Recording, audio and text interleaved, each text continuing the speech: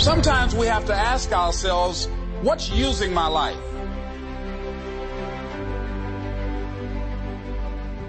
One of the things that we know about life is that it is always changing. Sometimes you're up, sometimes you're down. Sometimes things go real well, and sometimes they don't. Sometimes you're happy, and sometimes you're sad. Now that's that thing called life. And when we begin to understand and know that, accepting that reality that we will never ever have things just on an even keel all the time, that you're going to have some ups and you're going to have some downs. But during those down moments, that's where the growth takes place. That's where the work is. Anybody can feel good when they have their health, their bills are paid, they have happy relationships, the children are acting normal. Anybody can be positive then. Anybody can have a larger vision then. Anybody can have faith under those kinds of circumstances.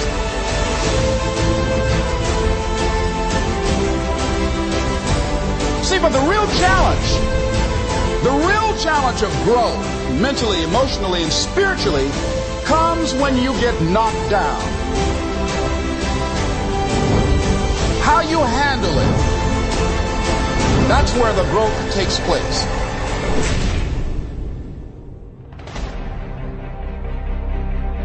What has brought you to this point? What did you learn from it? Are you learning anything, or are you doing it over and over and over again? Are you going through it, or are you growing through it? Are you bigger and better because of it? Things are going to happen to you, and the most important thing to do is to harness your will and let it go. I'm in control here. I'm not going to let this get me down. I'm not going to let this destroy me. I'm coming back, and I'll be stronger and better because of it. You have got to make a declaration that this is what you stand for. You're standing up for your dreams. You're standing up for peace of mind. You're standing up for health.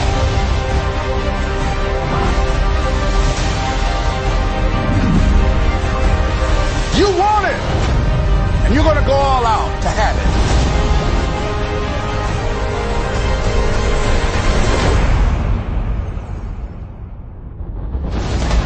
Yes, I'm going to turn this situation around. I'm not going to sit back and moan and cry over what happened and what went wrong and who did what. I'm going to do something about this situation. Expect things to get better for you, because they are. See, life is cyclic. Whatever experience you're having right now, it has not come to stay. It has come to pass.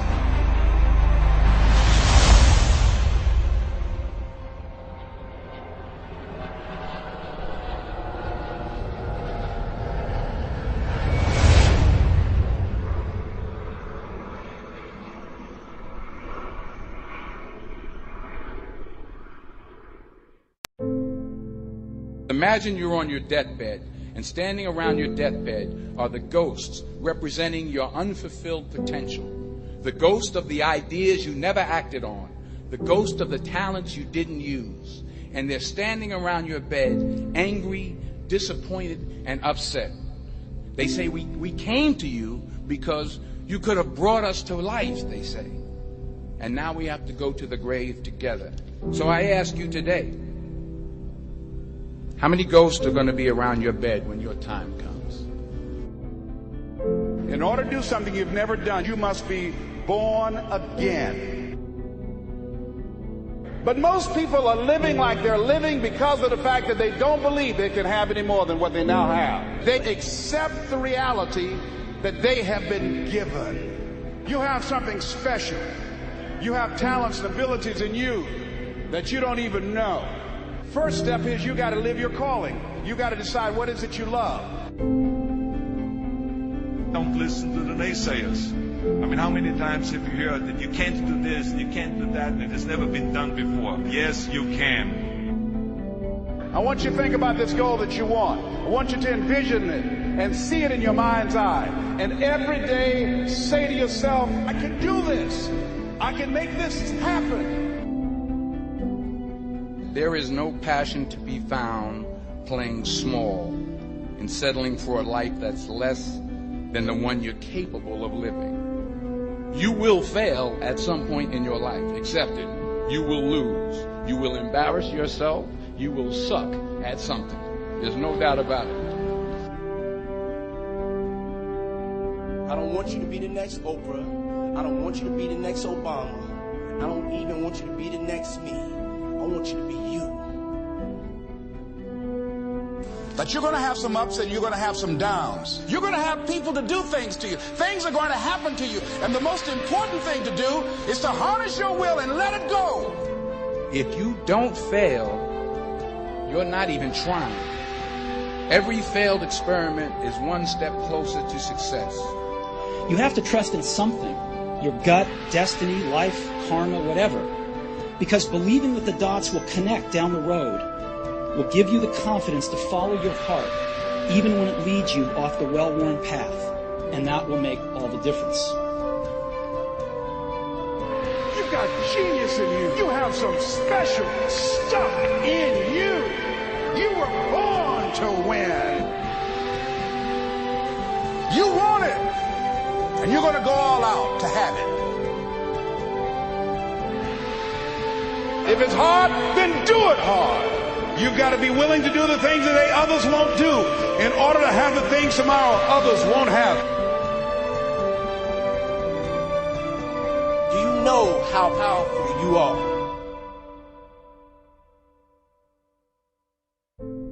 Whatever your gift is, what are you going to do with what you have?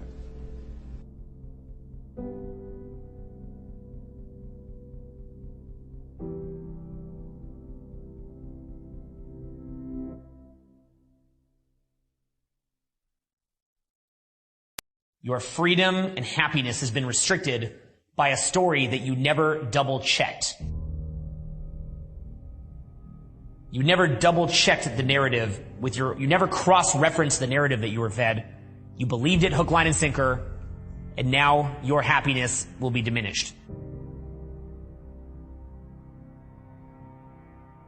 People in general do not want their belief systems to be challenged. They want to hear things that pump them up. They don't want to be consistently challenged. So the reason why what people often do is they use groupthink in order to save themselves mental energy, and then they parrot back the opinions of the herd because they think that that gets them approval and safety. Literally the mental prisons that you're initially fed that stifle you down, and then now you are the jailer. You are your own worst enemy. These guys that are like, I don't agree, it's ever good ghosts are the best. He literally is his own jailer now. He is hurting himself now. It's so crazy. Most people, however, have a very groupthink strategy.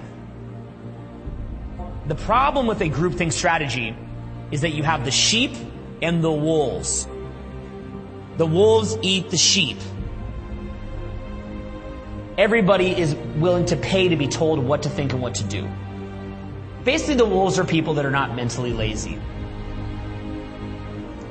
If you want to be a wolf in life, you have to be okay with a high degree of uncertainty, ambiguity.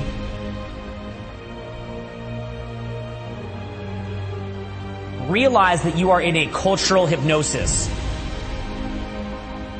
So the biggest thing that I've realized over the past year, I'd say, because I like to share my biggest epiphanies when I come to Summit of the Year, is the severity of mass cultural hypnosis. It is a lot more severe than I ever really understood. We're all influenced by our social environment. We are not isolated little fucking islands. We are permeable membranes. So what I realized over time, you have to be very controlling of what you choose to let into your headspace. Okay? Massively controlling. You have to be aware of what's getting in. Don't let in shit that you have thought through and that you don't want to let in. Okay? So, if you want to move ahead in the world, You have to really pull yourself out of easy thinking. Don't look for the easy truths. Some truths are easy. Keep things simple, but never simpler than they actually are. Make it as simple as it can be, but don't make it simpler than it actually is. You have to choose your influences very carefully and choose what am I putting into myself very carefully. Then what you have to do is you have to have a very strong personal boundary of anything that's not moving you in that direction. But to do this, I think, to make it practical and to pull it off, you have to have a reason why you're doing it. There has to be something that motivates you to do that. With increased purpose, it's like your gravity increases and it increases your personal boundaries. Most people's behavior day to day, if you think about it, is coping behavior. They're just trying to cope. They don't feel great, and they're just trying to fucking cope. Assume failure. Assume that you will be a failure. Assume that failure is the default unless you fix it. You have to be on top of your shit. Every minute that goes by, if you're on a life mission, you're going by, it's not happening, you're losing time. This is not up for debate. You're losing time. If you'd used the time better, you could have done more. If you used the time worse, you could do less. Think of a mission. Think of the fucking higher universal values that you would have to embody to accomplish it, and just spend your time moving in that direction. Think bigger. Bigger thoughts. What I realized what was satisfying to me was finding higher values and the struggle and journey of embodying those values. That's where I really found happiness.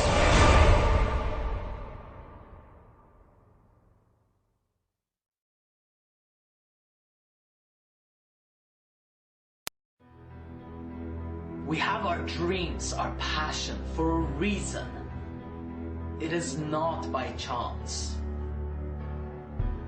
Whatever vision you have for yourself, somehow you've been gifted with this inner voice, this spectacular talent and potential that's never ending.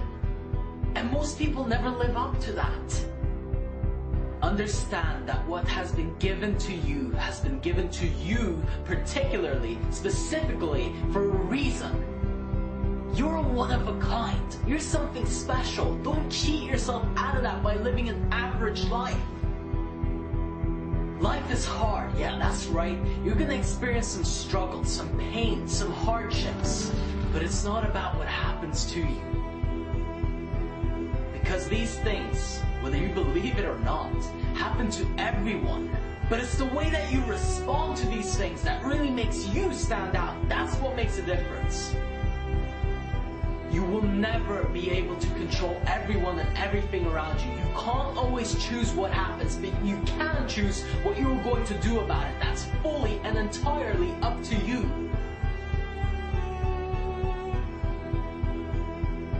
Most people will make excuses, but if you want things to go your way, take full responsibility. Because that means you have the power to change it. It's up to you to make a difference. The power is in your hands. Now think about that for a second. That's all the power you need, the ability to impact and change anything. It's up to you. You have to switch out of that pity victim mentality and never look back.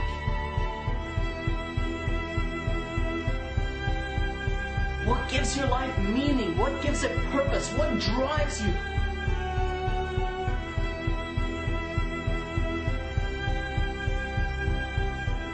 The voices in your head telling you that you are not good enough, that you can't make it happen, as well as maybe even the people around you saying those things, it has to stop, it has to end. That's not good enough. That's not good enough. You have to do better than that. You have to step up with some power. Make a statement to the universe. I am capable. I am powerful. I not only can, but I will make it happen. Only you can claim your own power. Nobody else can do that for you. You're designing your own future right now. You're crafting, you're creating right now. You're making your own experience. There are some abilities, some talents, some gifts you have that absolutely no one else can tap into except for you.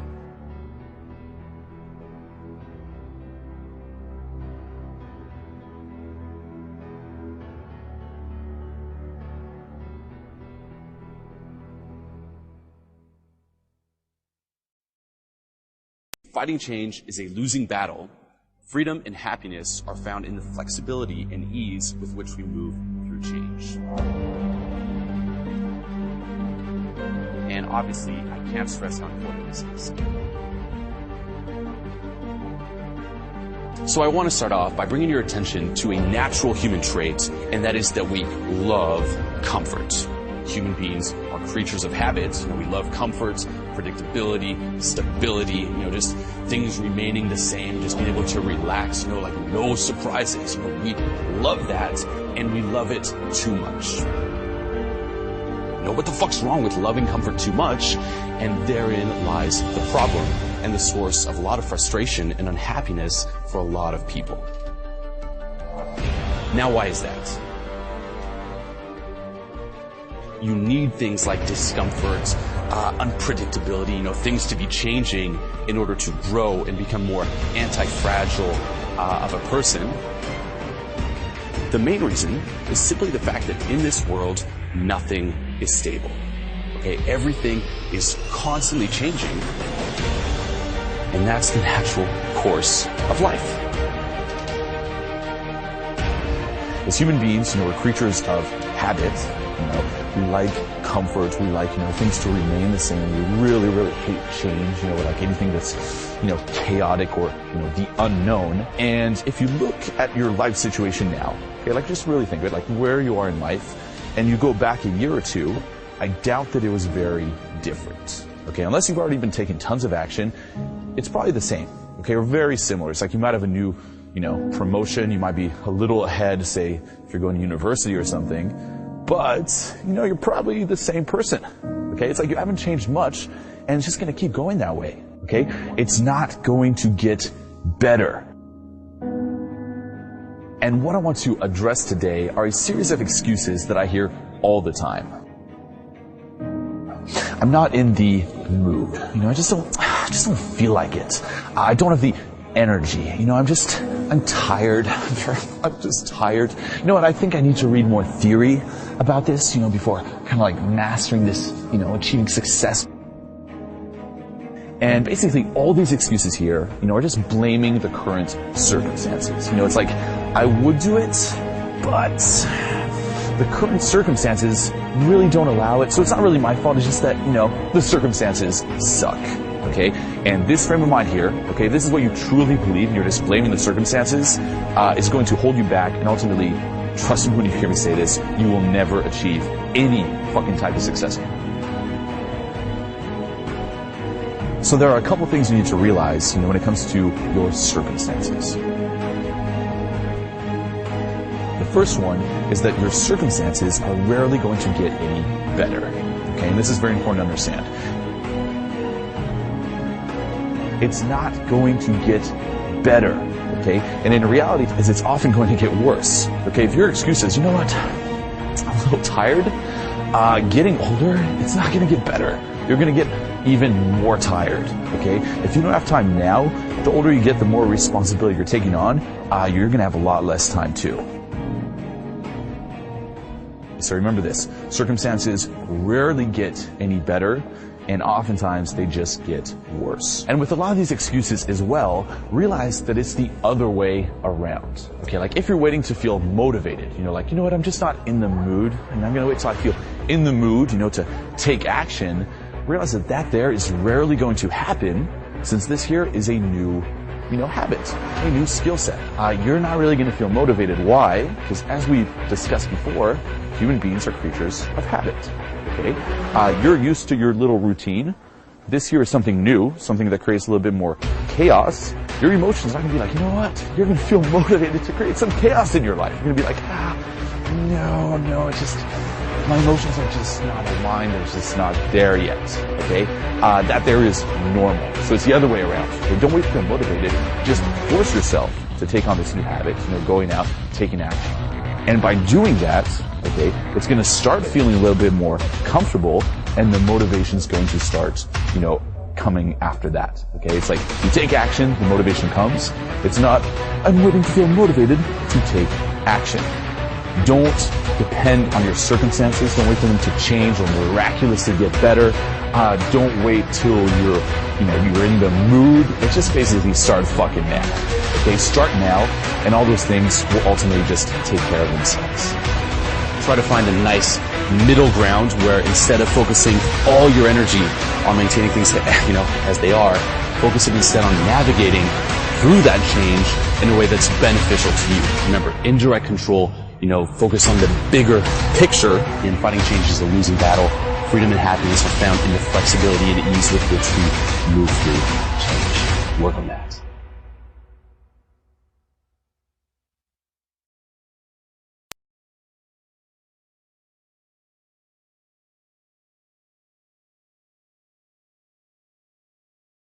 I do not believe that any of us have dreams that were not given to us for the purpose of accomplishing those particular dreams.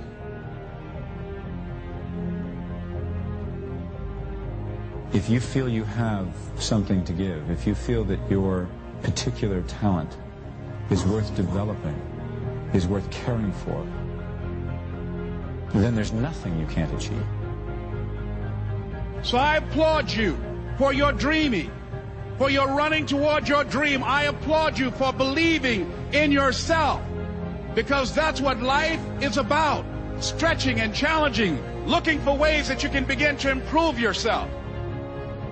Not only is it possible for you to have your dream, but it's necessary. It's necessary that you go for what is yours in the universe. Logical, practical thinking says you can't do it today. But if you want to produce unreasonable results in your life, like living your dream and taking charge of your destiny, you've got to be an unreasonable person.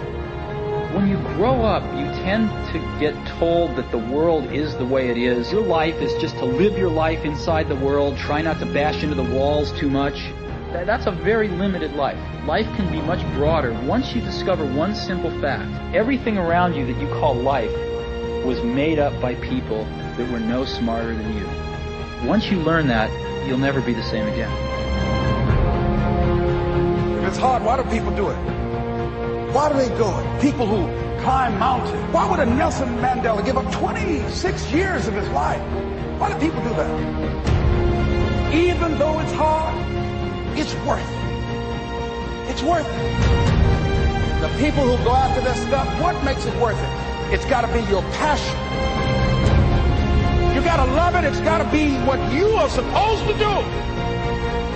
You do what it is you're supposed to. You're supposed to build something. You're supposed to create something. I don't know how to do it. Learn.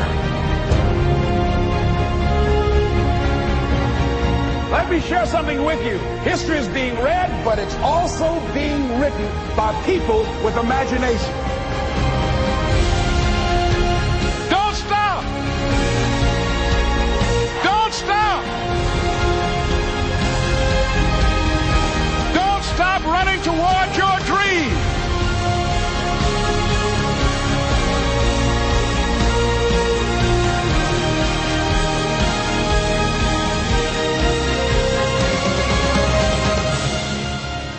Our deepest fear is not that we are inadequate.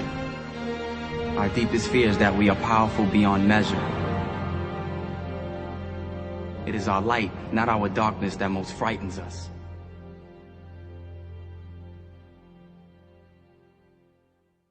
No matter how bad it is, or how bad it gets, I'm going to make it. Live your life with passion, with some drive.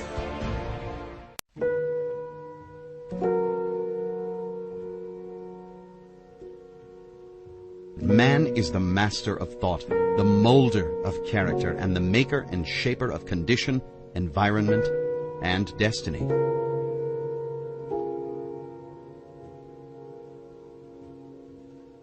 Most men fail, not through lack of education or agreeable personal qualities, but from lack of dogged determination, from lack of dauntless will. Situations even dramatic situations like bankruptcy, divorce, death, and economic recession cannot directly cause a feeling of any kind until the brain interprets and creates a story about said situation. Sadness, depression, frustration, upset, and anxiety can only be produced by seeing a situation and then producing an interpretation of it, and then believing that interpretation. So therefore, you and I can only be overwhelmed by our thoughts about something, never the thing itself.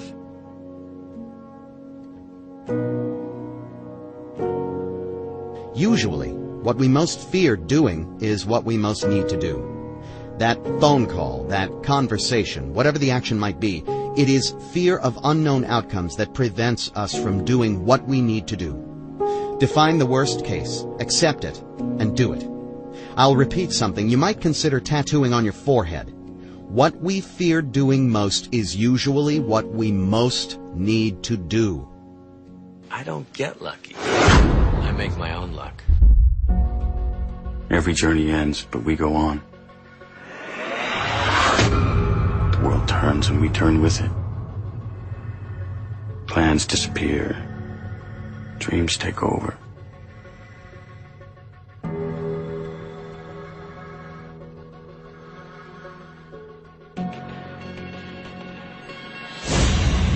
Here's the big challenge of life. You can have more than you've got because you can become more than you are.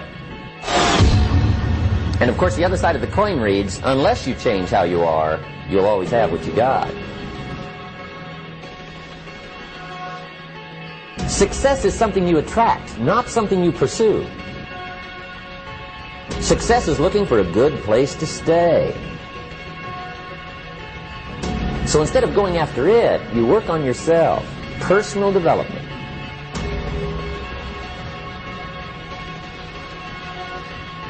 See, one of the challenges that we have in our lives is we don't realize that the process of training ourselves, the process of conditioning ourselves actually feels incredible once you get that initial momentum.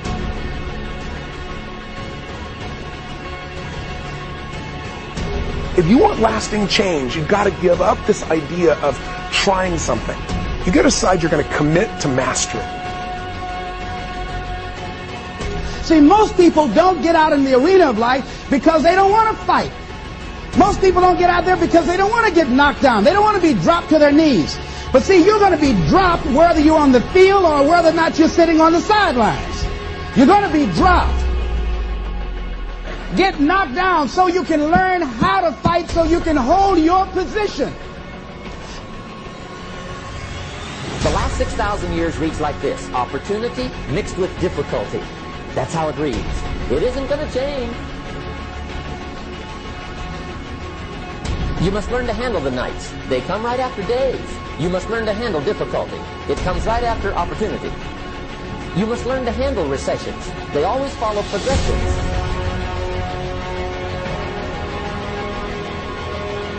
Don't wish it was easier. Wish you were better.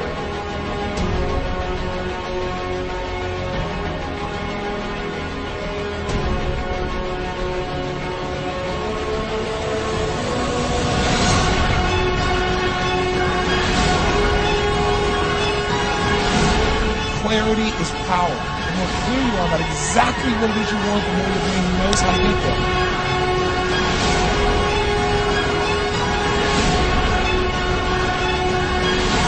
Your reasons will drive you. When you have doubt, when your faith becomes weak, your reasons will fortify your faith. When you have an inner conversation, say, no, don't do that. Your reasons will become your rod and your staff to comfort you, to take you through those challenging moments.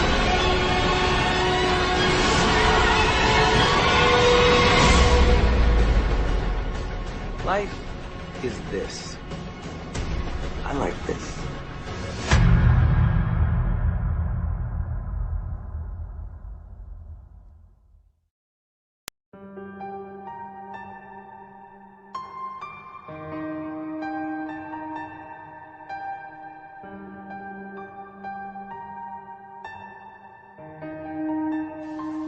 If you don't develop the courage to do that which has been given you to do, and you spend a lot of time going around trying to convince other people or trying to get their approval, what will happen is that you will lose your nerve. And other people will convince you that what you're doing doesn't have any value. And you'll give up on your dream.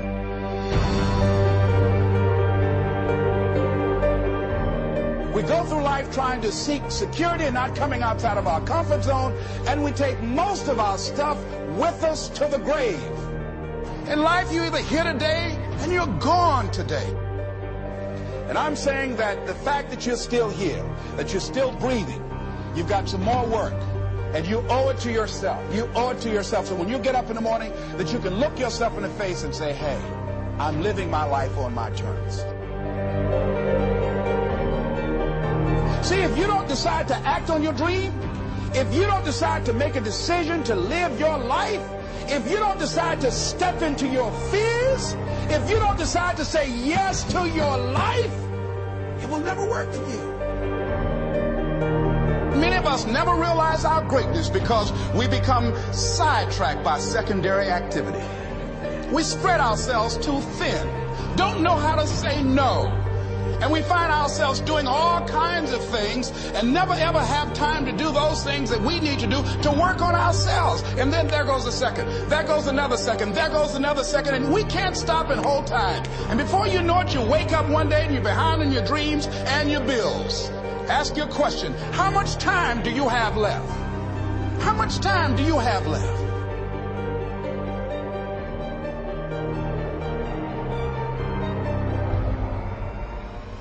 Decide that you're going to take some time to work on you, that you deserve that from yourself, that your life deserves. It's very important. You owe that to yourself.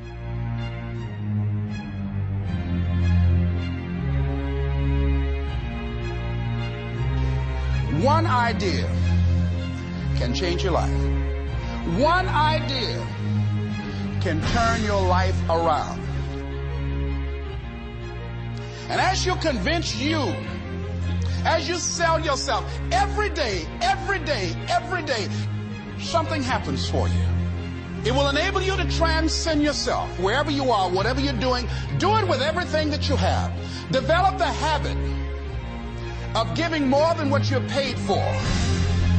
If there's something that you want and you're hungry for it, you've got to do whatever is necessary until. And when you give the best you can and that's not enough, you must do what is required. When you're hungry, you don't care about the facts. You don't care about the odds.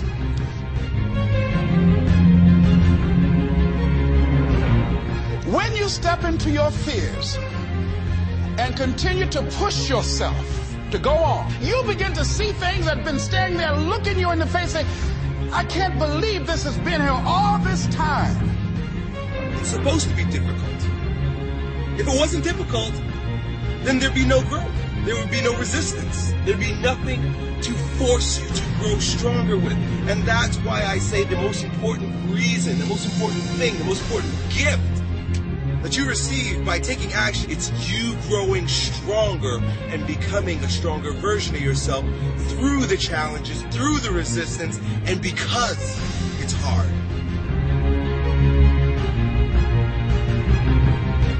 And don't give up on yourself. Don't throw the towel in so quickly. Many people give up on the 1-yard line. I want you to get to a place in your life that every mistake you make, every setback you get, right? Every obstacle that you don't overcome, every barrier you can't climb. I don't want you to give up, but I want you to fail forward. Every mistake you make has to be another stepping stone, another building block. And you've got to learn how to tune out the critics outside and the critic inside. And since I'm going to do this, I'm going to harness my will, and I'm not going to let anything stop me. I deserve this. See, the last chapter to your life has not been written yet, and it doesn't matter about what happened yesterday. We don't give up. We don't surrender. We don't quit. We see differently. Our perspective is different. And because our perspective is different, our outcomes are different. Our rewards are different.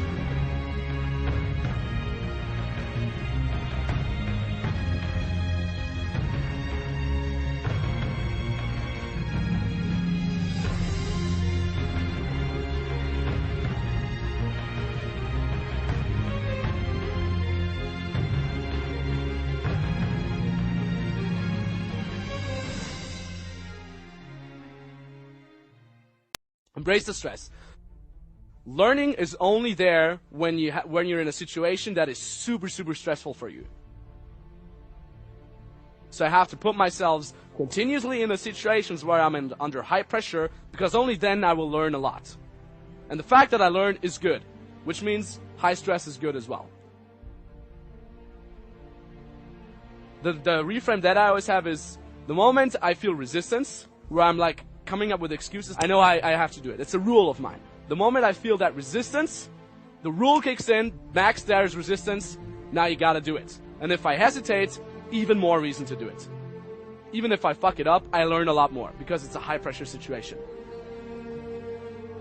And even if I don't feel ready, I remember I didn't feel ready at first either, but I still made it. I'm alive. I'm alive. It's all still there. My heart's still pumping. I'm not dead. Don't think yourself like, oh, when I lose, I'm less of a man. No. Is how you deal with it, how you cope with it. It is your attitude towards that. Because it's basically just your body telling you this is a situation that counts. So it's about the attitude that you have towards that. Losing gets you to the fucking top. But you have to get up again. You have to get up again. Fall down 7 times, get up 8 times. Fall down 8 times, get up 9 times. And so on, and so on. You have to trust yourself, and you have to trust the process, that no matter what crisis is going to be thrown at you, have the knowledge that at first you will be overwhelmed and you think you can't do it, but also have the trust kick in. Okay, I've dealt with other crises before, no reason why I couldn't deal with that crisis. So, first of all, the thing about crisis is you never feel ready for one. Otherwise it wouldn't be a crisis. You never feel ready. You always think like, that's the worst crisis I've ever been in. But you will grow into that. You will grow into that role of coping with the crisis. There's a lot of shit you have to dig through. And the cool thing is, the more crisis you find yourself in, the more you can cope with the next one. Trust in yourself, but the thing is, you have to accept it first. There's 2 ways how to deal with a crisis. You either accept it because you can't change it at the moment, or you can change it and then you do fucking change it. Experience pain because you're in a situation that you can't change. Accept that pain fully, like literally, like soak the pain up and walk into the pain. Keep walking until there is no more pain. Every crisis is something good because it gives you the opportunity to grow out of that and to trust yourself more. So I know it's hard, and I know you seek the results that you had before, but as long as you just trust the process and keep going, you will eventually overcome that. Even though you might not see it in the results yet, even though it might not be manifested in the results, your learning process is there. You do pick up on little nuances that eventually will end up in you getting better. Okay, running analogy, don't stop, just keep going and trust the process.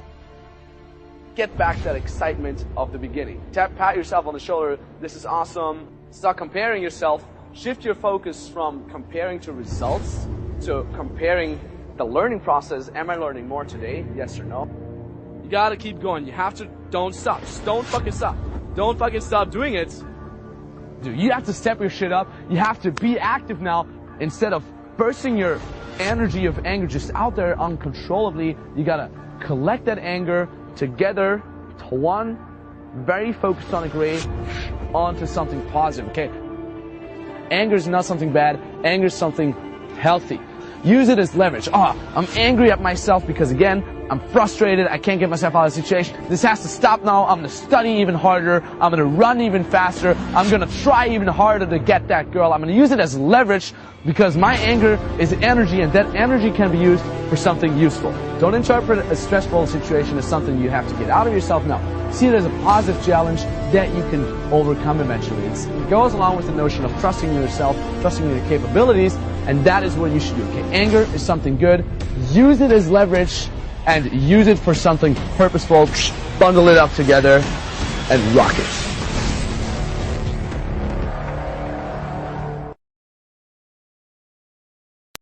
It's like you don't take life too seriously, but you also have to take your progress seriously. Because if you do not, then you'll wake up in a couple years from now and you'll be just where you are now. just exactly where you are now. So your life will blow by faster than you realize. It's super, super fast. Right now, a year passes for me feels like a week. That's how it feels. Years will blow by. 4 years from now will seem like nothing, dude. And you'll either be a pimp, chode. Dude, anything that of real significance takes years to cultivate. But what's cool is that the years blow by fast and you can get what you want actually pretty fast. Our minds are filled with, again, we're contrasting ourselves against people, comparing ourselves, rather than just getting into momentum. You shouldn't be thinking. People are thinking too fucking much. Or they're comparing themselves to other people, as if by comparing yourself, what does it matter? They're mentally fucking lazy. People, Tony Robbins says, people major in minor things. Turn off the fucking TV. News and shit is a goddamn fucking tabloid. What help has any of that shit given you? Dude, like, you have to train your mind to be like, okay, new task. Look at the task. Focus on it. I work fucking hard, dude.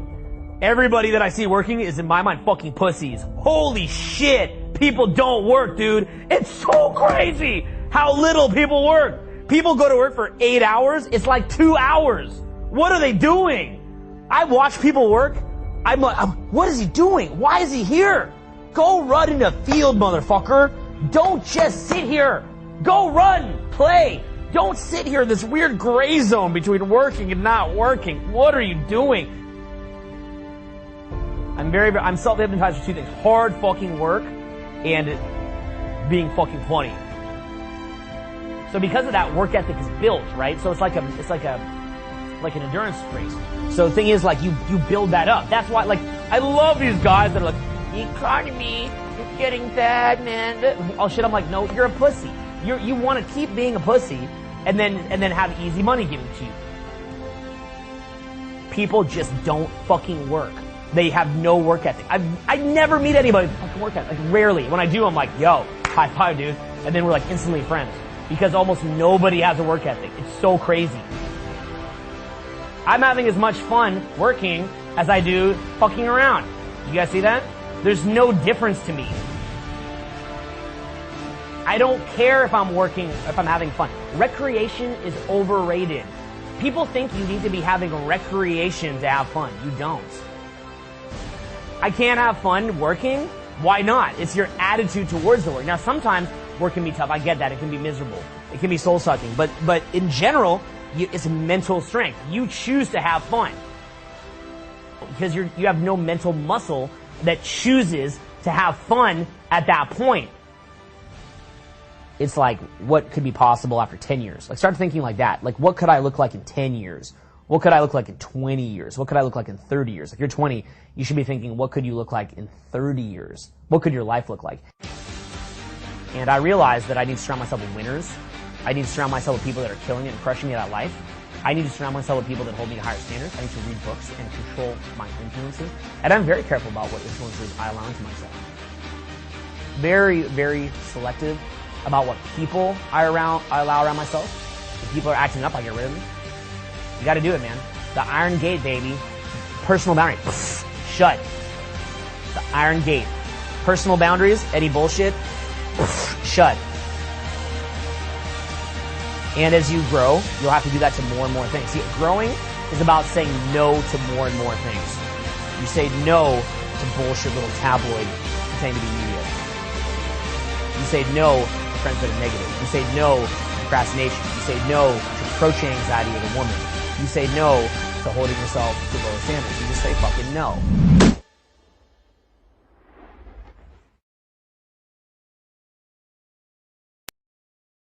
Takes guts. You got to dig down deep to gut it out. Keep on going again and again and again until you make it happen, because you know that it's possible. Now, what do you do during the hard times, Les? Here's what you must do.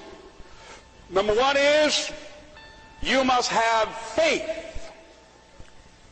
Paul said you must have the faith to call forth those things that be not as though they were. Judge not according to appearances. Don't judge your circumstances and the possibilities for your future based upon what you have now and because of what's going on now. No, no, no, no. That's not the real reality there. What you're going through, if you're going through some hard times, it has not come to stay, it has come to pass. It's all right. Now, second thing is, repeat this after me. Something you should affirm to yourself every day. Repeat this, please. No matter how bad it is, or how bad it gets, I'm going to make it. Say that to yourself every day. As I used to say to myself, when I would get up in the Penobscot building and I had to go into the bathroom and bathe in the bathroom sink, I had written on the mirror that I put up, they just paste up and I read, no matter how bad it is or how bad it gets, I'm going to make it.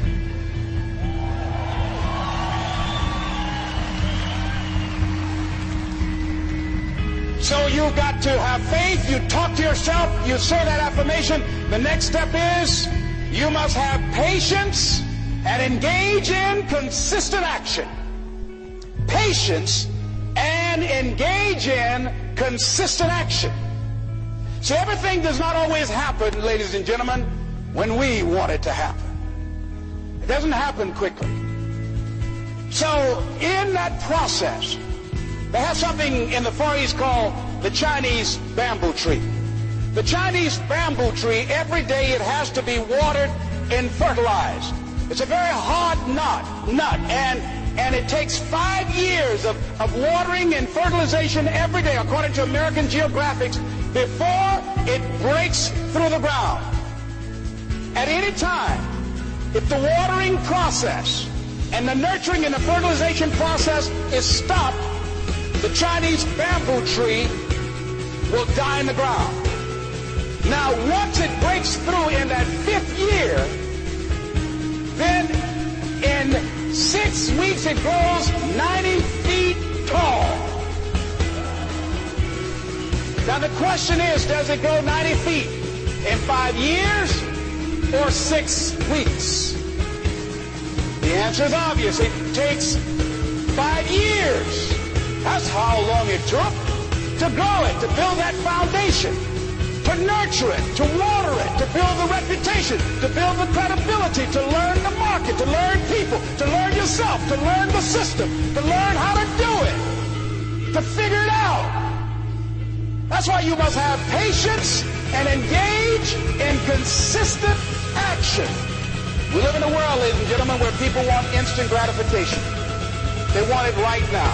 They want to be a Dexter Yeager, but they're not willing to pay the price to do what it takes to get up there where Dick Hopper is. Well, Bryant or Judy is. They think it was easy. No. It's simple, but it's not easy. It's a system that if you work the system, it works if you work it. But make no mistake about it. It's hard. You are the determining factor. Here's something else. It's possible you can live your dream. It's necessary that you have goals, that you write them down, that you surround yourself with a support team, that you are creative. It's you that you must take personal responsibility to make it happen. George Bernard Shaw said, the people that make it in this world look around for the circumstances that they want, and if they can't find them, they create them. It's hard. No, easy is not an option. However, ladies and gentlemen, what you will discover is that it's worth it. It's worth it. I suggest to you, if you want to become diamond, write down 5 reasons of why it is worth it for you to become a diamond, to experience that level of achievement. What is it that will give you the drive? What is it that will ignite the courage in you to get up and come back again and again and again? How is it that you would be able, what reasons that can tap into that deep down feeling that goes to your gut, that no matter how many times you get knocked down, that you're coming back? What is it? Write it down. Let me tell you something, ladies and gentlemen. You saw that picture up there, the lady, Mrs. Mamie Brown. I'm flying from here tomorrow morning to be with my adopted mother. She's 87 years young, thank God. And I'll be with Mama tomorrow. Every Mother's Day, I don't care where I am. I go home, Mother's Day, everybody knows, November 6th, my mother's birthday, I'm home. And I try to go home as often as I can. When I started and left Miami pursuing my dream, because I knew that as long as you work for someone else, they are controlling your destiny. I didn't want anybody signing my paycheck but me. I knew that it was going to be difficult. I knew it was going to be hard. But every time I thought about giving up, and there were times I did, because where I am, ladies and gentlemen, it's a long shot. You think being a diamond is a long shot. This is a miracle. This is a long shot.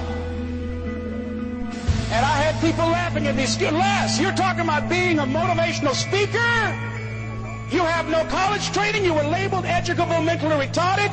You failed twice in school. They put you back from the 5th grade into the 4th grade, and you failed in the 8th grade. You've never worked for a major corporation, and you are going to become independently wealthy. Right. They laugh. They're going to laugh at you. People are going to laugh at you. But let me tell you, I believe in revenge like Frank Sinatra. He said the best revenge is massive success.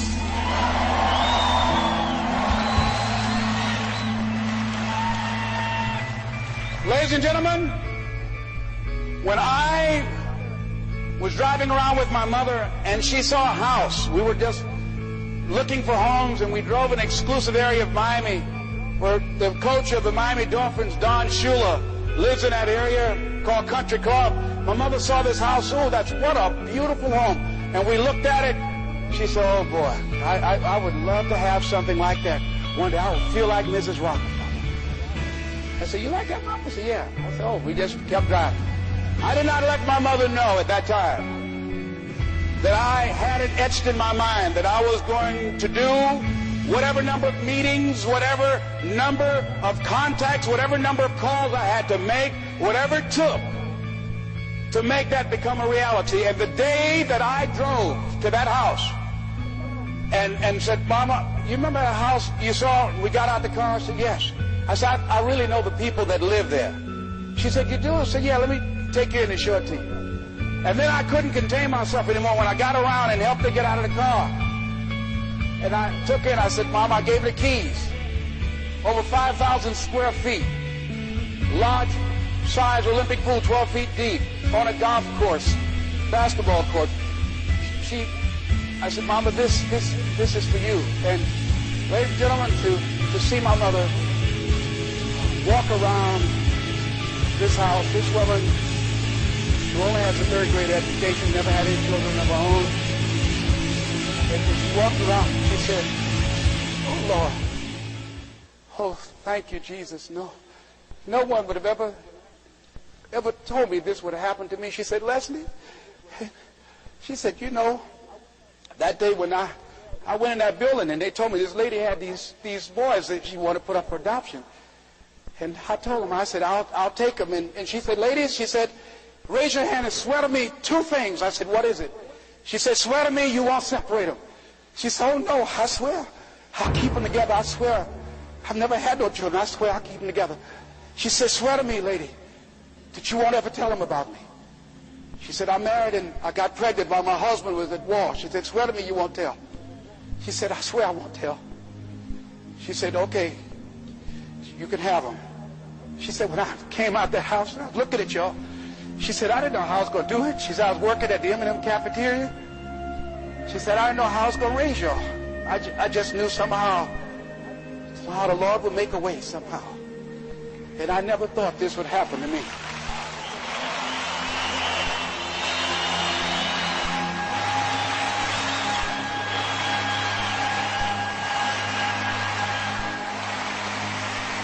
And I know, and during those moments when it's hard, not only must you have patience and engage in consistent action, but you must turn to a power greater than yourself and just say, Lord, whatever I face today together, you and I can handle it. And I know some way and somehow you'll make a way for me.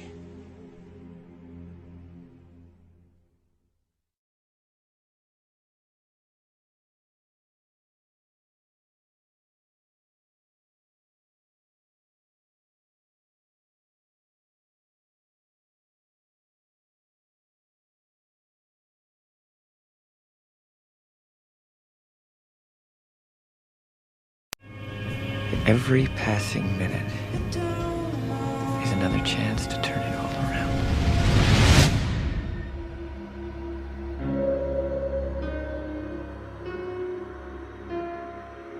Never believe a prediction that doesn't empower you. How many predictions have been thrown at you your whole life?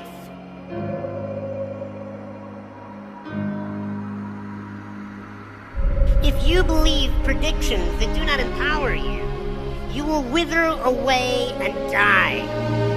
Either physically die or your spirit will die as you just walk around the world like a carcass that is just following the masses. You will be given a lot of titles in your life. You will be told so many different things. You must only listen to that which empowers you. And see, it's not important how long you live. What's important is how you live.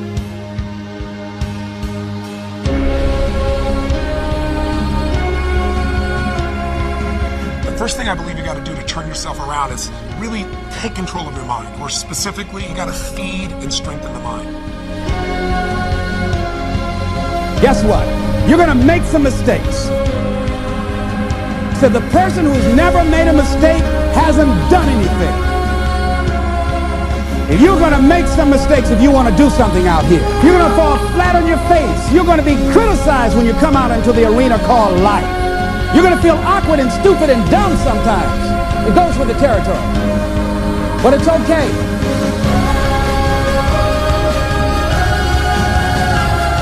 Take charge of your own life. Then walk away from the 95%. Don't go where they go. Don't do what they do. Don't talk like they talk. Develop you a whole new language. Don't use their vocabulary. Don't use their excuses. Once you look back on it, you will never turn back. You'll never go back to the old ways and the old language and the old neglect. Never.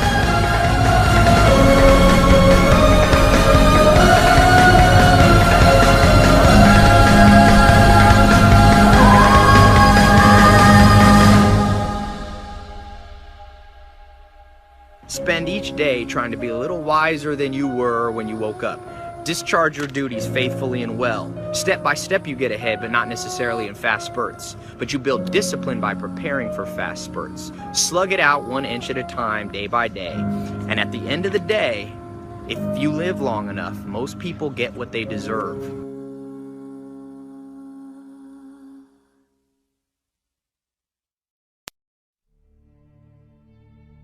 The sheer volume of time wasting that most people have is out of fucking control, okay?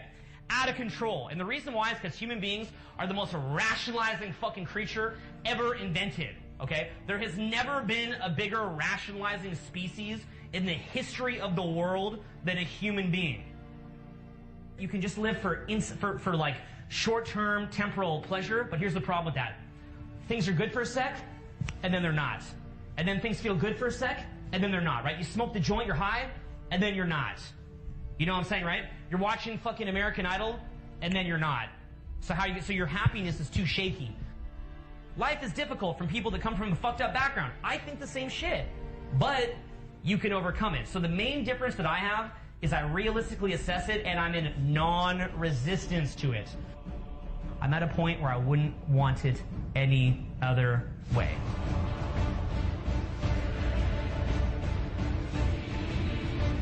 Pretty much then what you do is you limit your emotions down to only the ones that will help you, okay?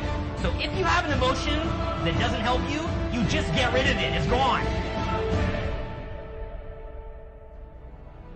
What I feel like what happens is like there's these forces that push down upon us. They push down upon our psyche, and when we can rise above those, that's like the most powerful experience of life. I think a lot of people sense that beneath all this bullshit, there's these deeper values that are more powerful than any of this surface level bullshit, that resonate with people more powerfully. You're grounded in your own energy. You're on your purpose. So you're going to do what you're going to do. It's like this train's moving.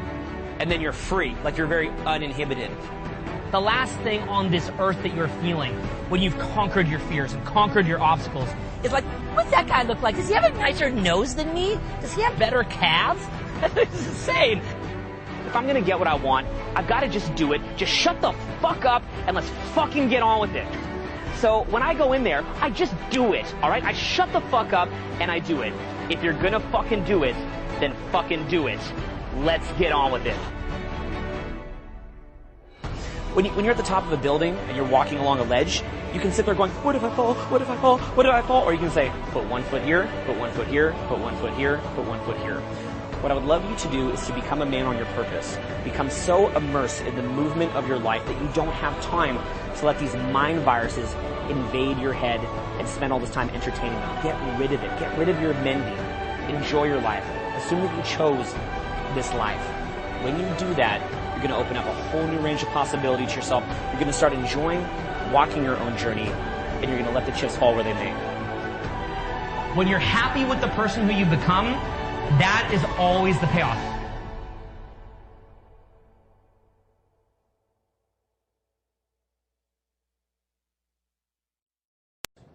All you have to do is just go to the Ian Center, walk around, feel sorry for yourself, but when you go home, you can lose yourself in infinite hours of torrented TV shows and torrented movies.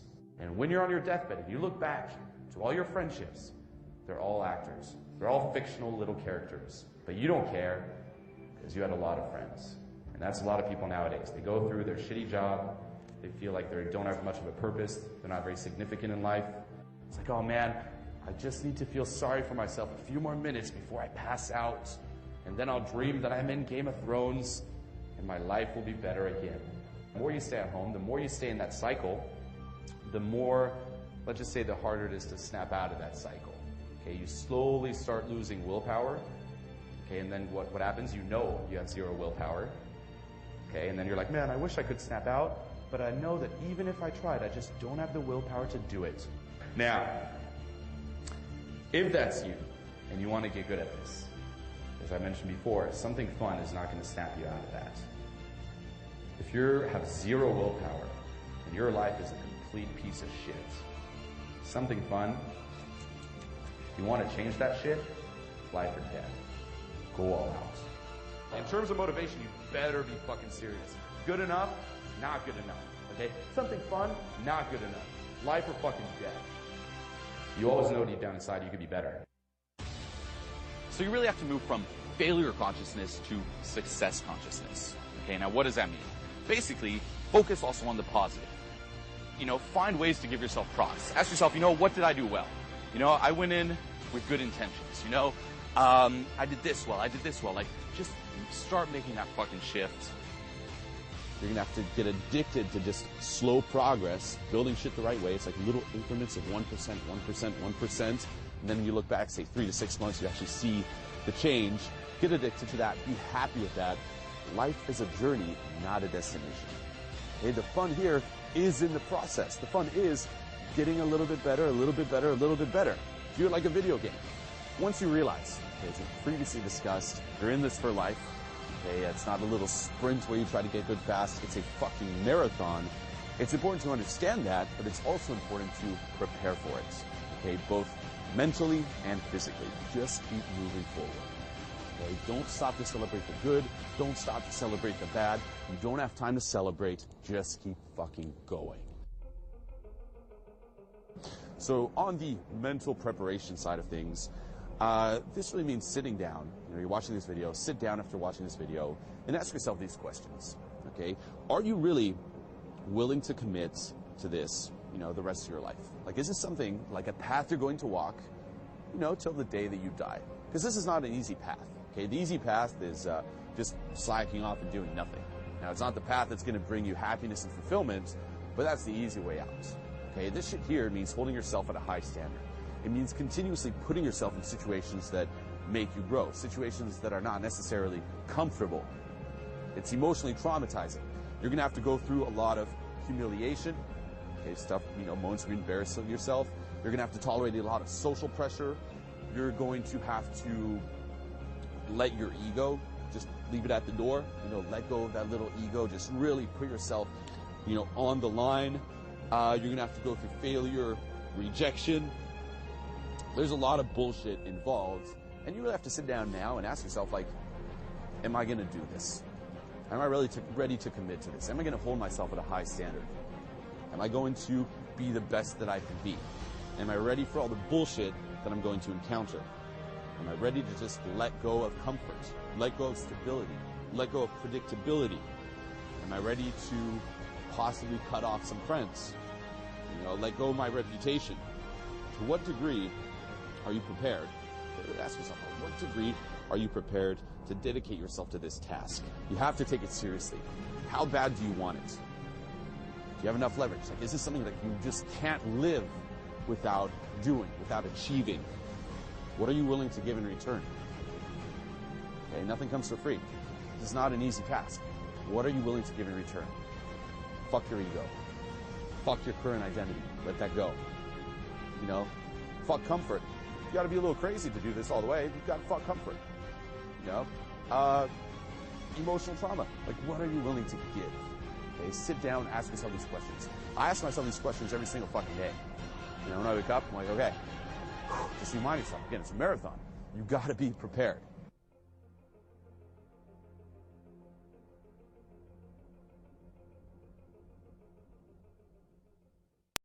So this one's a quite interesting topic. It's about change. The powerful path to self-fulfillment. A really, really important question that I asked myself when I started my journey was, where does change actually begin? Does it begin with the actions I take? Does it begin with results? Does it begin with other people noticing that I changed, that I got somewhere, that I have results or whatever? And if you want to change, this change begins by the way you communicate with yourself. So by the way we communicate, we create reality. These are 4 phases of changing. Okay, number 1 is, I should change. And the really, really sad part about this is, 99.9% of people who are living on this planet are being stuck in that first stage. There's literally people who will spend the rest of their life doing nothing more but saying, I should change. And after 80, 90 years, they're dying thinking of, I should have changed. And that's really sad. So how can you overcome that? It starts in your communication. It starts in your thoughts. You want to get to the next stage, which is, I can change. Once you realize the fact that change is possible, it will open up a lot more possibilities. Okay? Stage 2, I can change. Now what gets you to the next level? You take action, aka I will change. Okay? So the only thing that you need in order to get from step 2, I can change, to step 3, I will change, is taking action. So you realize you're able to change. Now is the time to get off your lazy ass and take action. Now is the time to go out and pimp. Now is the time to get butthurt, to get rejected. Now is the time to hit the gym. Now is the time to read everything about finance. Okay? Take action. I will change. Feels good, sounds good, huh? I will change. It's not like, well, I should change at some point. No, it's like, I will change. And the cool thing is, it feels good, feels awesome, taking action. And the last thing we actually arrived is, I am change. And that's literally one of the best feelings in the world. Back in the days, fucking thousands of years ago, we were not taught to be passive. We were taught to be active, to go out and hunt, to get food, to survive. We're literally one of the first generations that is being taught how to be passive and how to cope with shit. That's like our default state for humanity is, I mean, I guess because we're having all this luxus and like all this, you know, we don't have to hunt for our food. we can pretty much tell that if we go outside, there's no fucking tiger killing us. So we have all this security, and I think that's why we're so passive. And that's why we're brought up waiting for changes. Fuck your passivity. Fuck it. In order to change, you have to be active. You will never bring change if you're passive. And that's what literally everyone does. We're all waiting for change. We're like sitting there like, maybe someone comes across and helps me. I said you have to be active in order to change. It's not over until you win. Stop being passive. It's not over until you win. It doesn't work, what will fix it? Taking action. It's not easy. I'm not saying it's easy, but I'm saying it's possible. That's all you need. And the crazy thing is, like I mentioned earlier, most of us will keep waiting for changes and we're gonna die. And most of you guys, that's the truth, okay? That's the very uncomfortable truth. Most of you guys will come home and will not change. You'll come home with all the knowledge today, maybe some motivation, but you will not change because in your headspace, you're thinking, well, change will come upon myself. But the only thing that will bring change upon yourself is you yourself, okay? By taking action. You can't wait for change. You have to induce the change yourself. You can show you the right path or the right door you can walk through, but you have to be on that path yourself with your fucking feet. You have to walk through that door yourself. The only one who brings change upon yourself is you. No one else. And yes, it feels uncomfortable. And yes, you'll have a lot of setbacks and a lot of rejections that it will hurt. But if you endure that pain, you can make it. And it will feel awesome. Let me tell you that. It feels fucking awesome. What do you want? It's as simple as that. Do you happiness? The key to an amazing life full of adventures, of fulfilling your dreams is, what do you want? It's not over until I win.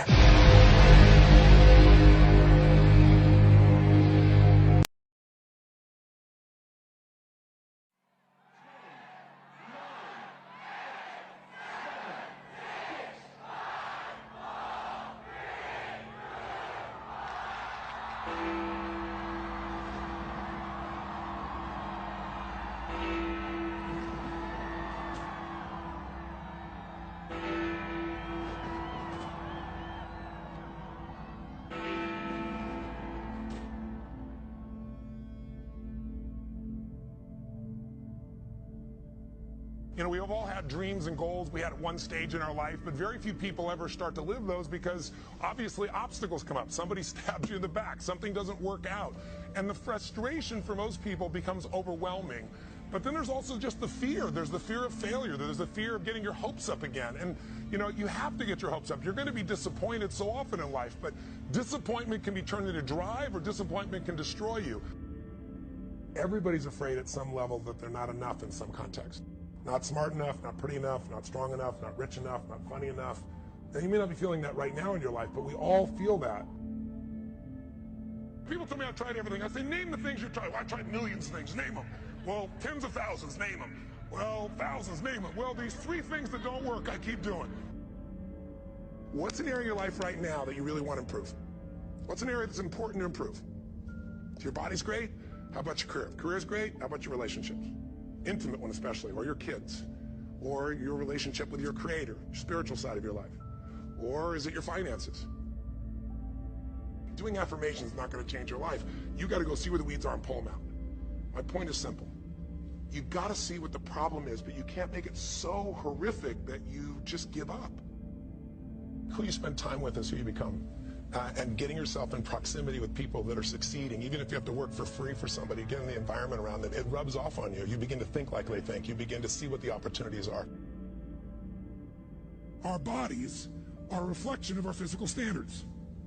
They are not a reflection of our desires.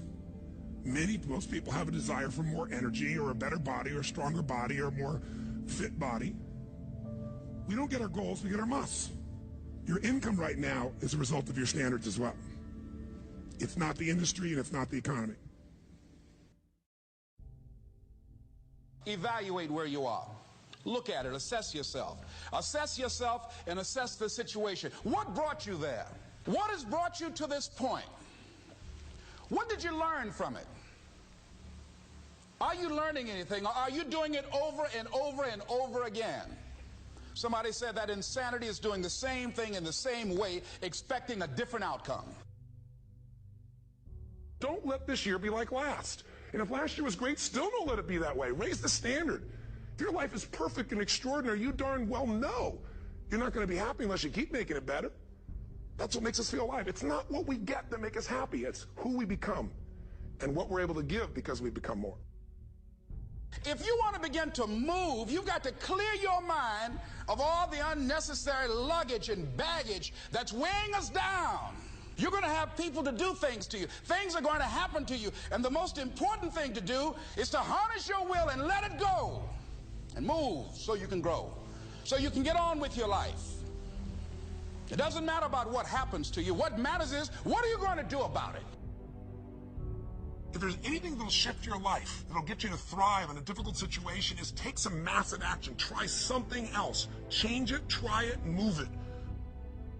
Progress equals happiness.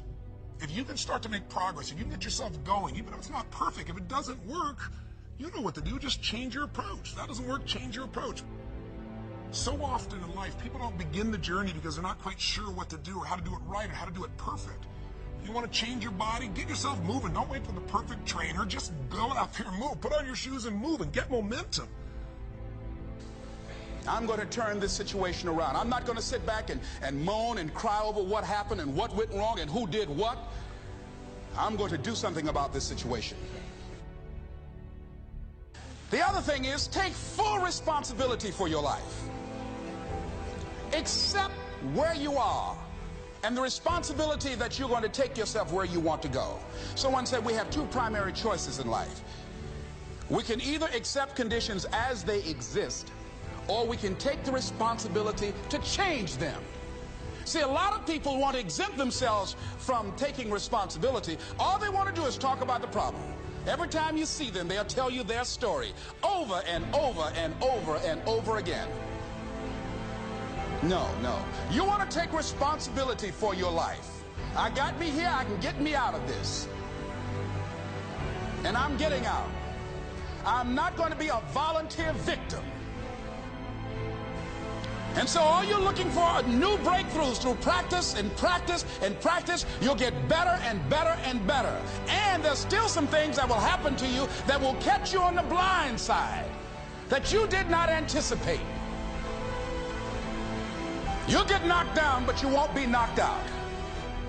And so I say to you, it's possible you can live your dream if it's becoming a diamond, if it's having more, if it's achieving more, if it's being a better father, being a better mother, whatever it is, overcoming addiction, changing our society. It's possible you can live your dream. It's necessary that you have a plan of action, that you're resilient, that you stick to, and you work with the system, that you work with people, that you give support, and that you be there for them, that you have the vision and never give it up, that you become creative and relentless and keep on coming back again and again and again, and that it's you that you got to take personal responsibility to make it happen, and that it's hard. Easy is not an option. And when life knocked you down, jump back up and said, it's not over until I win.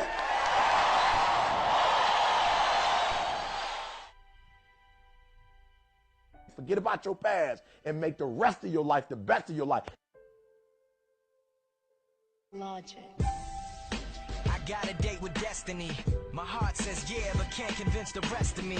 I tried so hard to make it with no recipe. My selfish ways caught up and got the best of me. I need redemption, no need to mention my past, cause all that matters now is bigger than diamonds and cash. The glitz, the glamour, the lights, the camera, the action, the stage, the fans, the speakers blasting. You know I want it, I need it, don't doubt it, I can't live without it. This is everything I've dreamed of, it's everything I've ever wanted.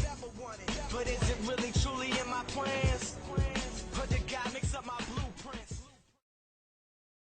Darwinian natural selection has put together on this planet, and I would conjecture on rather a lot of other planets as well, something utterly extraordinary. You're here right now at this moment because tomorrow you want to be somebody greater than the person you are today. You see yourself succeeding, you have a vision, You have a dream. Congratulations. You're already 10 steps ahead of 95% of the world. So I want to share one thing with you. It's going to move you closer to your dreams. But before I begin, I want to explain the biggest myth that most people think leads them to success. And here's the myth. You might believe if you're scared to fail, you won't fail. Lies. Biggest myth ever. And I believed it. You see, I always thought that being scared to fail in life would literally keep me from failing. I would look at the losers around me and I would say, sheesh, I never want to turn out like him. I really believed this train of thought would help me succeed. Until one day, I was walking down the street and I saw an old man. Had a hat, suspenders, and a cane. Was about 80 years old. This old man was barely walking. He could walk, but the cane helped a lot. He was struggling. So anyway, he was walking across the street and he ended up falling. So I went over to go help him. And he gets up, says thank you, and we introduced ourselves. Had a little conversation. Told me his name and I told him mine. His name was Robert, by the way. And right as he walked away, I told him, this is what I said. Robert, you should stay inside where it's safe, my friend. And Robert turns around and says to me, I love walking. And I love walking way more than I'm afraid of falling. So I asked him, well, what about your safety? Don't you want to live? And he told me this. These are the exact words he said. He said this. Solo, living means doing what you love to do. And if I had to fall here and there to do what I want to do in life, then so be it. And he just walked away. Never saw him again. That was it. But that statement really had me thinking, and it had me thinking hard, because I learned something that day. That's when I realized the true key to success. You see, I always thought if I could just fear the act of failing, and if I fear it like crazy, I will succeed. Because I thought the fear would magically motivate me to get out there and start taking action. But after that day, I realized something. I realized it's the love for success that will lead me to succeeding. So just imagine if Robert feared falling. Would he even start walking? Of course not. He wouldn't even do what he loved to do. He would sit at home and take no type of action. But he loved walking. Wasn't even scared to fall. It gave him life. That's what allowed him to get up and do it. He loved walking so much, he was willing to fall 10 times a day just to do it. And you have to be the same. You have to love success just as much, because that's what's going to allow you to get up and go for it. Being scared to fail won't do anything. In fact, when you love success and you start going for it, guess what happens? You're going to fail. You're going to fail 10 times, 100 times, maybe even 1,000 times. But that's okay. Failure isn't permanent. Falling isn't permanent. You get right back up and keep going. And this time, you're going to be stronger, wiser, and you'll be more driven than ever. And for every 10 failures, you'll land one success. You have to love success so much that you're willing to fail 10 times before you can succeed once. That's how a winner does it. Imagine if Michael Jordan was scared of missing. He would have never taken a shot. Imagine if Steve Jobs was afraid of people not liking his product. There would be no iPhone. So ask yourself this. Do you want to be a person who fears failure, or do you want to be a person who loves success? Which one? Because you're going to have to pick today. And I'll tell you one thing. One is a failure and one is a success. And if you love success, there is nothing that can stop you. All those negative things people say will mean nothing. They're gonna talk about how only 1% make it to the top. Big deal. Wanna know something else? Only 1% stick with that fitness program long enough to see results. Only 1% of nerds stick with that video game long enough to get good at it. Only 1% of relationships stick it out to the end. That doesn't mean you have a 1% chance. It just means you can't behave like the 99%. You'll have to do something better than giving up a month from now. Those are just numbers. You want to talk about numbers? Take a look around you and take a good look around you. Are you like 99% of the people around you? If you are, then you're in the wrong video, my friend. This isn't for the 99%. This is for the 1% of people who are willing to take risks, who are willing to stay committed, who are willing to go out there and die for what they believe in. Because you know what? The 99%, they aren't willing to do that. They want perfection. They want safety. And whoever isn't there with them, they will try and knock you down every step of the way and get you back into safety with them. But you have a bigger vision. You aren't willing to settle. Not this time. This time, you're going for the promised land, baby. So the next time someone tells you, you're gonna fail, you know what you tell them? Tell them they're right. But you're not afraid to fail. You're not afraid to take action. You're not afraid to jump. You're gonna fail 10 times, but you know what? It's cool. Because on the 11th time, you'll succeed. Oh, you'll succeed, alright. And it'll feel good. And while you're over here living the life of your dreams and complete happiness, guess where they're gonna be? That's right. They'll be failures, the real failures, over there where it's safe, scared to fail. Ironic, isn't it?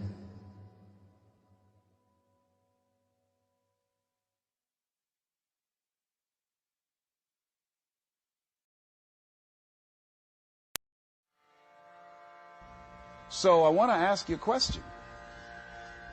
What are your fears? What are you afraid of? What are you scared of? Because we all have fears, don't we? We all have something that's blocking us, that's holding us back. You can either live your dreams or live your fears. And I think the majority of people actually are not living their dreams, but are living their fears.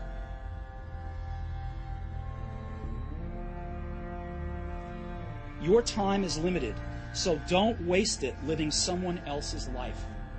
Don't be trapped by dogma, which is living with the results of other people's thinking. Don't let the noise of others' opinions drown out your own inner voice. And most important, have the courage to follow your heart and intuition. They somehow already know what you truly want to become. Everything else is secondary.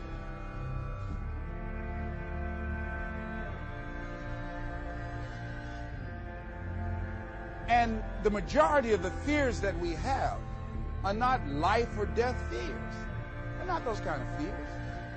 But through our imagination, we blow them out of proportion and we give them more power than they actually have or deserve, and we permit them to govern our lives.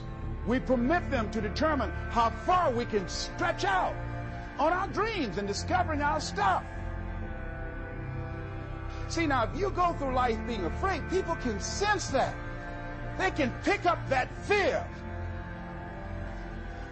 Remembering that you are going to die is the best way I know to avoid the trap of thinking you have something to lose. You are already naked. There is no reason not to follow your heart.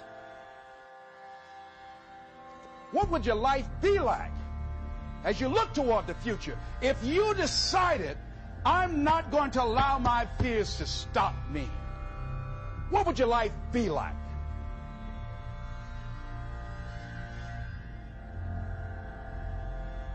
When you begin to look at your life, you can decide to use fear as a blocker, or you can decide to use it as building blocks.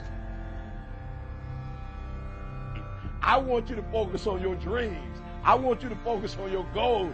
I want you to focus on your solutions. Like, I want you to focus on that dream life that you have. Will it be easy to just run out there and do it? No. Will it happen overnight? No. Will it be a struggle? Yes. Will there be times when you can't make ends meet? Yes, that's a part of it. Will there be times you won't know what to do? Yes, that's a part of it. What is it that will give you the drive? What is it that will ignite the courage in you to get up and come back again and again and again? Your why. Your why is going to push you when you can't push yourself. When you want to quit and give up, your why is going to give you that edge you need, that advantage you need, that lift that you need to get to the next level. Your why. Yes, we're tired. Yes, we're hungry. Yes, the mind is saying give up. Yes, it's saying quit. But we cannot quit because we realize we have not reached the goal yet.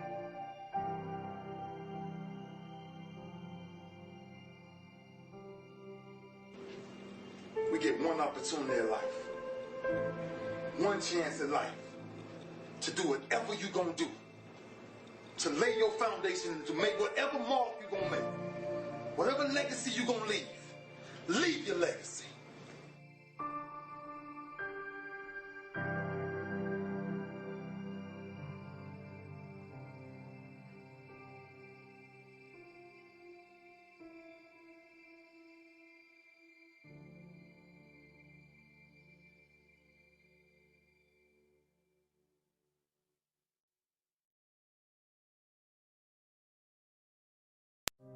Look at what's around you. Look at the dudes that you see around you. Is that what you want to become? Is that what you want to look like?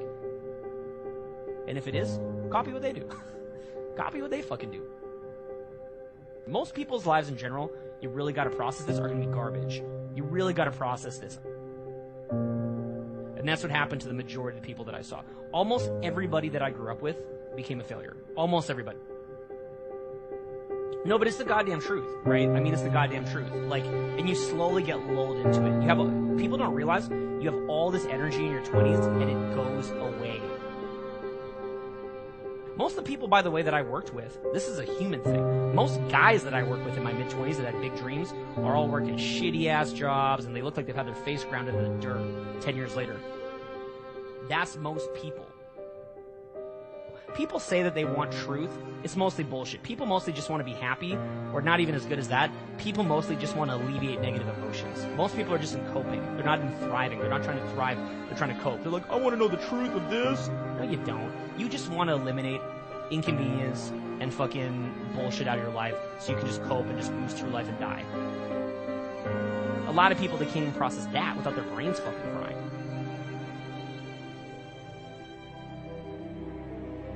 How do you build your life really fucking good? You've got to build yourself true north principles.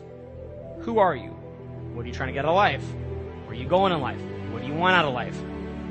Most guys completely lack this and they're on somebody else's plan. It's brutal. This is fucking brutal. So guys get very bitter about the things that I'm just talking about. They're super bitter about it. But what I would ask you is why? Why are you bitter? Are you bitter that you can't just keep being a purposeless, no direction little bitch? Does that bother you? You can't just be mediocre? Bug you? So you want to think of yourself as an entity that has direction, good emotions, good people around you. What does that mean? A few different things. One is, you've got to know who you are. Like, who am I as a person? What am I doing here? Find that true north principle in yourself of what you're trying to get out of life. You've got to be somebody who knows what they want out of life. Okay? From there, boundaries. In other words, you don't take bullshit. You have low tolerance for bullshit. You have a spine. Most of you in this room will never do it. You're full of shit. Most of you will never do it. Reason why? Human beings have success barriers. People have success barriers out the fucking ass. Okay? They're always like, I'll do it later. This is a very common thing people will say. I'll do it later. I'll do it later. I'll do it later. I'll do it later. You know, and why? Because they're busy with their lives and they've got stuff going on. People in general just get stuck in this weird autopilot rut where they're just doing the same shit again and again. It's because people always say they'll do it later. I'll do it later. I'll do it later. It's going to happen later. And they really believe it. And it will never happen. It'll never happen. Focus on being a winner. And what I would recommend to you is try to pick something that builds the structure that you want. So this was really a speech about building a structure, okay? It's about building something where you as a man are growing and increasing in your power. So again, final conclusion. As a man, a lot of bullshit out there. Assume failure unless you fight against it. Law of entropy, baby. Gotta fight against it. Work to create structures. Unplug from what you're being told. Fuck what you're being told. Fuck what RxD is telling you. Fuck what society is telling you. You gotta look at this shit with your own critical judgment. How much energy do you have? How much of a sex drive do you have? What do you want out of life? What kind of life are you trying to build? Where are you going with all this shit? And then start experimenting with different structures now while you're young. Try them out. Cold approach pickup is a major cornerstone of that. And then build it up, and you can create a life of your own design. You can be a man in your prime, and you can become one of those rare men who actually is beaming with energy and good shit and having a great life well into your old age.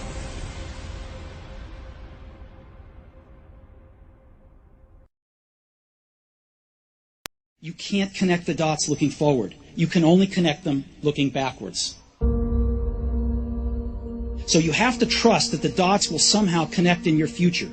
You have to trust in something, your gut, destiny, life, karma, whatever. Because believing that the dots will connect down the road will give you the confidence to follow your heart, even when it leads you off the well-worn path. And that will make all the difference.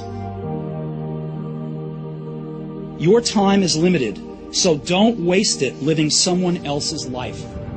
Don't be trapped by dogma, which is living with the results of other people's thinking.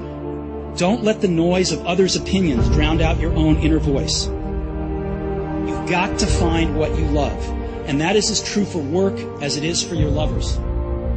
Your work is going to fill a large part of your life, and the only way to be truly satisfied is to do what you believe is great work. And the only way to do great work is to love what you do. If you haven't found it yet, keep looking and don't settle. Have the courage to follow your heart and intuition. They somehow already know what you truly want to become. But you're going to have some ups and you're going to have some downs. Most people give up on themselves easily. You know the human spirit is powerful. There's nothing as powerful. It's hard to kill the human spirit. Anybody can feel good when they have their health, their bills are paid, they have happy relationships. Anybody can be positive then. Anybody can have a larger vision then. Anybody can have faith under those kinds of circumstances.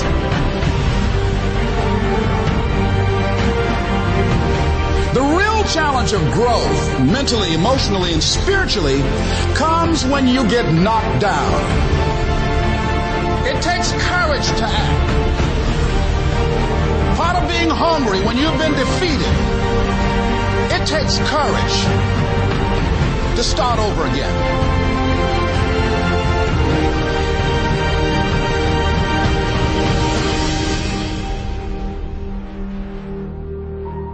Fear kills dreams. Fear kills hope. Fear put people in the hospital. Fear can aid you, can hold you back from doing something that you know within yourself that you're capable of doing, but it will paralyze you.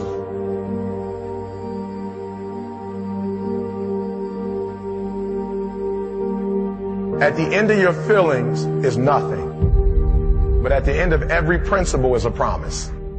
Behind your little feelings, it might not be absolutely nothing at the end of your little feelings, but behind every principle is a promise. And some of you in your life, the reason why you're not at your goal right now, because you just all about your feelings. You all on your feelings. You don't feel like waking up. So who does? Every day you say no to your dreams, you might be pushing your dreams back a whole 6 months, a whole year. That one single day, that one day you didn't get up could have pushed your stuff back I don't know how long. Don't allow your emotions to control you. We are emotional, but you want to begin to discipline your emotion. If you don't discipline and contain your emotions, they will use you.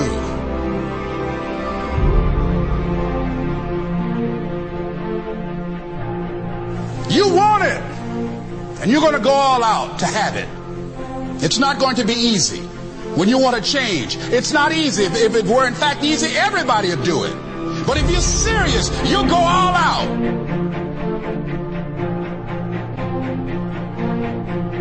I'm in control here. I'm not going to let this get me down. I'm not going to let this destroy me. I'm coming back.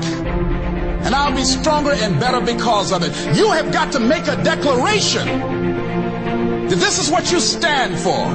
You're standing up for your dreams. You're standing up for peace of mind. You're standing up for health. Take full responsibility for your life. Accept where you are and the responsibility that you're going to take yourself where you want to go. You can decide that I'm going to live each day as if it were my last. Live your life with passion, with some drive. Decide that you're going to push yourself. The last chapter to your life has not been written yet, and it doesn't matter about what happened yesterday. It doesn't matter about what happens to you. What matters is, what are you going to do about it? This year I will make this goal become a reality. I won't talk about it anymore. I can. I can. I can.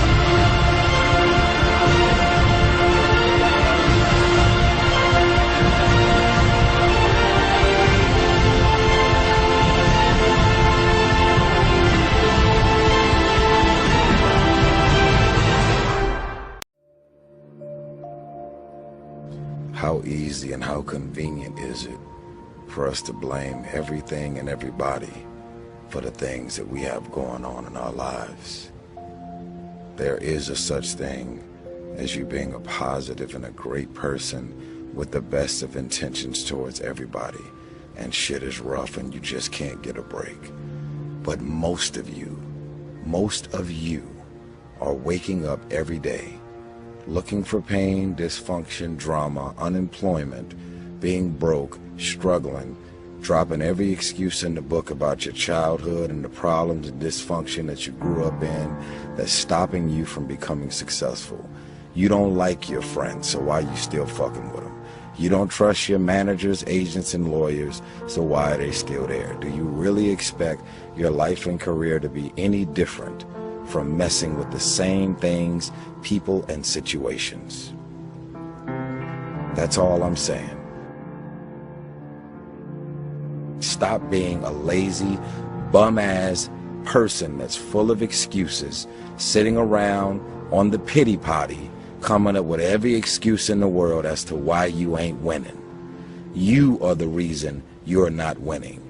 You keep messing with negative, evil, and dysfunctional people and expecting positive results. It's time you get off the pity potty. Stop complaining about being out of shape when you never go to the gym. Stop looking at your stomach when you get out of the shower and your body and complaining about the way you look when you're eating everything in sight and never going to the gym. You are the reason you look the way you look. You are the reason you're unemployed. You are the reason why your surroundings are so dysfunctional and negative. You could still be in the hood, broke and fucked up, and living a peaceful life. It's a choice. We are being raised in a generation of people that come up with every excuse in the book as to why they are not winning. You have every excuse in the book why you're not spending time with your kids. Fathers, I'm talking to you. Because you're able to create a child doesn't mean that you're a father. It doesn't mean that you understand the concept of fatherhood. It's time to stop coming up with excuses why 5, 6, 7 months and even years have went by without you seeing your child. It's wrong, and it's only the kids that are suffering in the end. Excuses sound best to the people that's making them up. You got every excuse in the world. That's why your shit ain't moving. That's why ain't nothing changed and nothing will change. Because you have convinced yourself that everything is wrong, everything is negative, and nothing will change. And guess what? It won't change. Change your mind and it will change your life. Change. If nothing around you changes, change the things that are around you. I'm tired of it. I'm frustrated with the amount of people that are not successful because they have thought their way into a depression. You have thought your way into negativity and misery. You have thought your way into holding on to a dude or a girl that you broke up with a year or two ago and you're still sad and miserable. They done moved on with their life. It's all in the mind. Change your mind and it will change your life. You just have to wake up. You just have to break that negative spirit. You have to break through all of that shit that you're carrying. I don't feel sorry for you. You feel sorry for yourself. That's the problem. Even when positive people are trying to give you all this good energy, you have tricked your mind to turn every positive thing that they say into something negative. Every time they say anything to try and motivate you and inspire you, you turn every negative thought and you turn every positive thought, every positive intention, everything that they trying to boost your spirits up, you flip it, shake it, manipulate it, and you are so determined to be negative and miserable. It's unbelievable.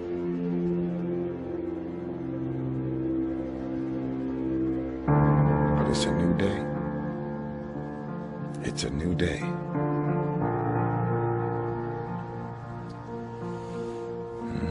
My message isn't to tear you down and contribute to your negativity. My intention is to just say, enough is enough. God isn't done with you. God is not done with you. That's why you're still here. But I actually have a problem with the fact that there are people out here that could be more successful, but you have thought your way into a depression. You have thought your way into gravitating and moving into the direction of anything and anybody that's negative. Everything about your life that you've decided that you wanted for yourself is so negative, but yet you're expecting to produce positive results. It's not going to happen, people. The outcome of your life and your career is based on the choices that you've made. I love you. I'm asking that you get off the pity potty and stop feeling sorry for yourself. For every level, there's another devil. For every level, there's another devil. Get off the pity potty. It's your season. It's your moment. Right now.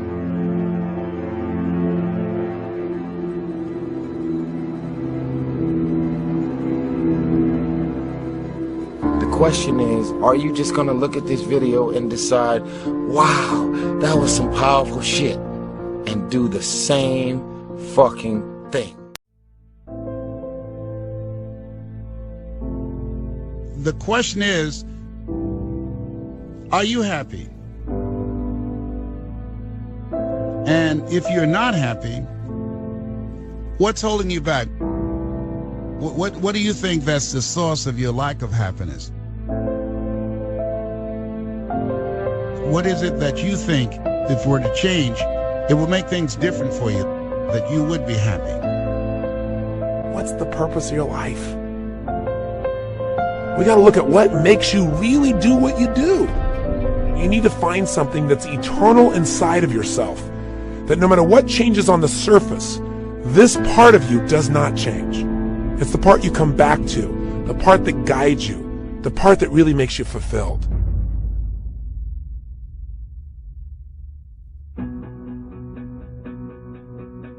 Most of us in life are so afraid something's going to happen that we can't control, and therefore we're going to get pain, that we try to avoid those things we can't control.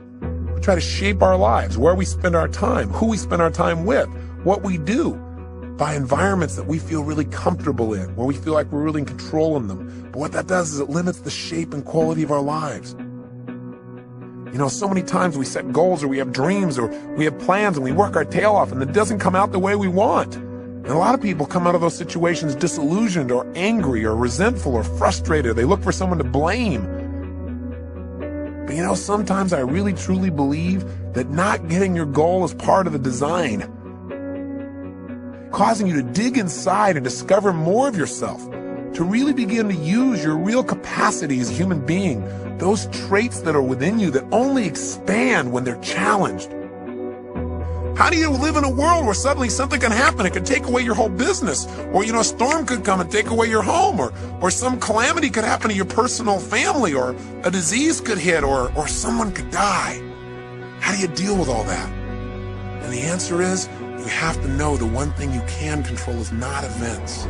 What you control is what things mean to you. How much time you really wasting? For real. How much of our brains are we really gonna use? So I don't care if you're a star athlete, I don't care if you're a billionaire, I don't care if you're a CEO of one of the most important companies, I don't care if you're an entertainer. Like, I don't care who you are. We all have problems. Stop letting the problems consume you. Problems are a part of life. There are two types of people in the world. I'll tell you exactly who they are. You have people on one side who have reasons. They'll tell you all the fucking reasons why they can't become successful, why they can't get what they want in life. The question is, what are you going to do with your time?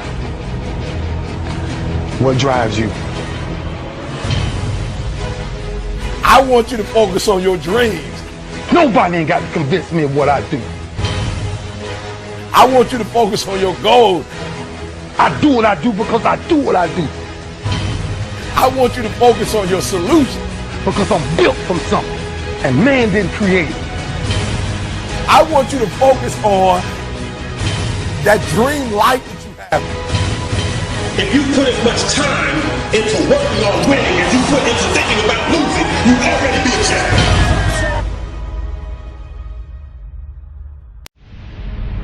This is what I believe, and I'm willing to die for it. Period. This is what you love. This is your passion. Step back. Don't judge it. If you judge it, judge not yet, lest ye be judged. Why? Because when you judge it, you invest emotion in it, and that emotion could be anger. And guess what? That hurts you. That doesn't hurt anybody else. Earn the most you possibly can. Be the most you possibly can. And here's why. The essence of life is growth. The essence of life is growth. To do the best you can. And here's what's interesting. Humans are the only life form that will do less than they possibly can. I'd rather lose out on my dream doing the right thing than to cheat trying to make a shortcut to get to my goal. My best advice for you is to choose the all. Earn all you can. Make all the friends you can. Read as many books as you can. Develop as many skills as you can. See as much as possible. Do as much as possible. Make as much fortune as possible. Give as much of it away as possible. The max. There's no life like it. I'm telling you, once I got on track, I've never looked back. How much time do you spend working on you? How much time do you spend every day working on your dream? In the last 90 days, how many books have you read? In the last year, what new skill or knowledge have you acquired? What kind of investment have you made in you? So I'm saying that as you begin to look at where you want to go, if you want to make it today, and things are changing so fast you have to literally run to stand still, I'm saying that you've got to make some conscious effort to begin to work to develop you. Here's something else. Most people are not living their dreams because of fear, ladies and gentlemen. Fear, limited vision, and lack of self-esteem is what keep most people doing things they don't want to do. How easy is it to get up in the morning when you know you're not doing all that it takes? It's not very easy at all. You can just lay there awake thinking, oh, what's a few more minutes in bed? It won't matter much anyway. Wrong. It does matter. It will matter. Now, how easy is it to get up in the morning when you're pouring it on, doing the best you can, anxious to get going, make progress toward your dreams? It's a whole different story. When you're resting to renew your reserves, it's much different than resting to avoid your day. When you're psyched up and excited for your life, when you're excited for what you plan to accomplish for the day, it's amazing. You'll wake up before the alarm clock even tries to startle you awake. Your successes fuel your ambition. Your successes give you extra energy. Your successes pave the way for more successes. It's the snowball effect. With one success, you're excited to meet another, and another, and another. And pretty soon, the disciplines that were so difficult in the beginning, the disciplines that got you going, are now part of your philosophy.